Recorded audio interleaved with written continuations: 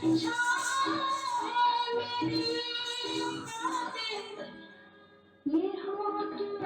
और ये बारी मेरी अमानत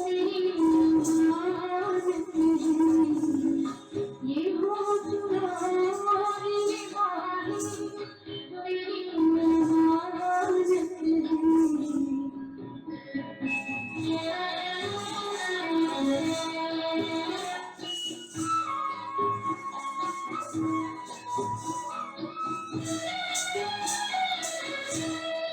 कभी कभी मेरे दिल में ख्याल आता है कि जैसे बजती शहनाइयाँ सी राहों में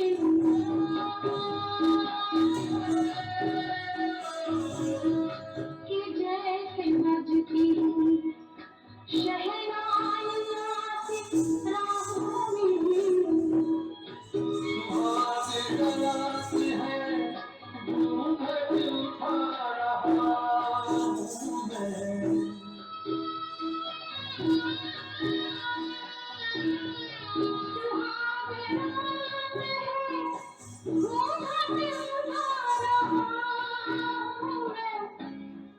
सिमट रही है तू शर्मा के अपने सिमट रही है तू शर्मा के अपने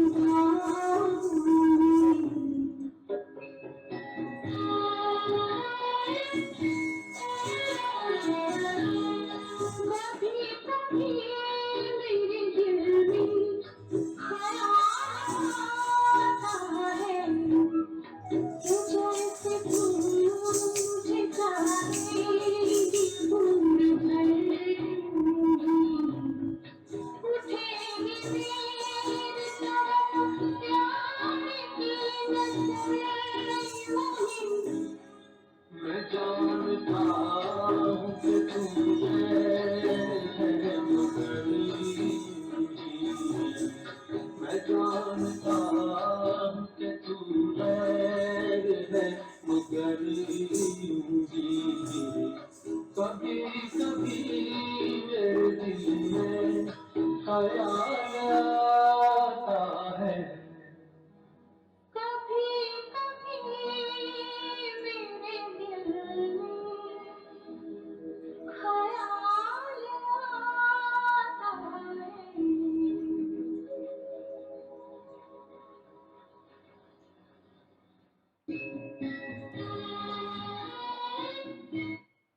गीत के शब्द कुछ और है, भाव कुछ और है। सरेंडर, प्यार में सरेंडर नहीं होता है। बहादुर लोग प्यार करते हैं, वो जाएगा ही नहीं कमजोर के पास में, वो इमोशन जाएगा नहीं, फटकेगा ही नहीं। जो कुछ भी कर गुजरने की स्थिति के लिए तैयार रहता है, प्यार उसी के पास होता है। तो ये एक कलयुग की स्थिति है जिसके बारे में नाट्य शास्त्र में बात की गई है। दोनों कलाकारों को हम साष्टांग प्रणाम करते रहते हैं हमेशा, और मन नहीं भरता है, मन कभी नहीं भरता है इस चीज के लिए कि वो एक मतलब ऐसे darker sides of our life उसको उन्होंने मतलब बहुत अच्छे से उस पर प्रकाश डाला। यही बात नाट्य शास्त्र में कही गई है। फिल्म के अंदर हम ये कह सकते हैं कि डायरेक्टर ने इतनी फ्रीडम ली है कि जो अमिताभ बच्चन साहब का जो कैरेक्टर है, जो प्ले कर रहे हैं, उसको देखकर लगता है कि उसके जीवन की सबसे खूबसूरत चीज विषाक्त हो चुकी है। Now the fellow is like confused and unable to come out of that situation. न तो वो उसमें रहा जा रहा है, न उसमें उससे भागा जा रहा है। क्यों? क्योंकि वो उसकी अपनी चीज है, तो वो उसके साथ तो है, लेकिन वो उसके साथ होना उसके लिए एक पनिशमेंट है, उस ख्याल के साथ, उस थॉट के साथ, वो जो उसकी शक्ति भी है। तो वो बहुत कंफ्यूज स्टेट ऑफ माइंड में है जो कैरेक्टर है। लेकिन जो स्त्री चरित्र दिखाए जाते हैं बॉलीवुड में, उनमें सामाजिक धारणाएं अवधारणाएं अपना रोल प्ले करने लगती हैं। तो हम उस पर अभी क्या बोले, बड़े बड़े लोग बैठ के रिसर्च कर रहे हैं। बट एनीवेज, हमने इस गीत में जो एक कॉम्प्लिकेटेड सिचुएशन है, कोशिश की है कि उसको हम डांसिंग मूवमेंट से कुछ उस गीत के भाव को के करीब जा सकें, मतलब उसे हम डिपिक्ट कर पाए। ये तो इसके लिए तो बहुत मेहनत भी चाहिए, टीम चाहिए और समय भी चाहिए। हमने हमारी तरफ से हम हमारे पास जो बेस्ट था वो हमने कोशिश की है, एंड दैट्स इट कि ये एक बहुत ही कॉम्प्लिकेटेड स्टेट ऑफ माइंड को डिपिक्ट करता हुआ सॉन्ग है।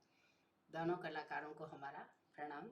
मुकेश जी का भी 22 जुलाई को बर्थडे आता है, जन्मदिन आता है, और इन्होंने जो हमारे जीवन में नखली स्थान खड़ा किया, उसके लिए हम अ, किस जन्म में किस प्रकार से उन्हें धन्यवाद दे सकेंगे, पता नहीं। Thanks for joining me. जय भारत।